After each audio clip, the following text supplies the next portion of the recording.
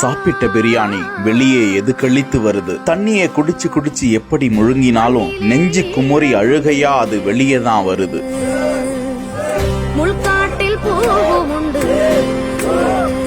யாராலையும் சாப்பிட முடியாத அளவுக்கு பிரியாணியை கொட்டி கொட்டி கொடுத்த இந்த போட்டியில் 3வது பிரியாணியை இவர் சாப்பிட்டுக் கொண்டிருப்பதை பார்த்து ஆச்சரியமடைந்த செய்தியாளர்கள் அவர் முன்பாக மைக்கை நீட்டுகிறார்கள். அப்போது அவர் சொன்ன வார்த்தை, என் பையனுக்காண்டி தகப்பனின் கண்ணீரை என் பையன் ஒரு ஆர்டிஸ்ட் குழந்தை, 15 வயசு. அவனை வீட்டில் வச்சு பார்க்க முடியல. ஸ்கூல்ல சேர்த்தா 19,000 கட்ட சொன்னாங்க. அந்த ஒரு காரணத்துக்காண்டி நான் அந்த போட்டியில சேர்ந்து என் பையனுக்காண்டி வீட்டில் வச்சு பார்க்க முடியல. தான் வீட்டில் படுக்காம அத்தை வீட்டில் போய் படுக்கிறேன். என் ஒய்ஃபும் ரொம்ப கஷ்டப்படுது. கண்டு பின்பு உன்னை கண்டே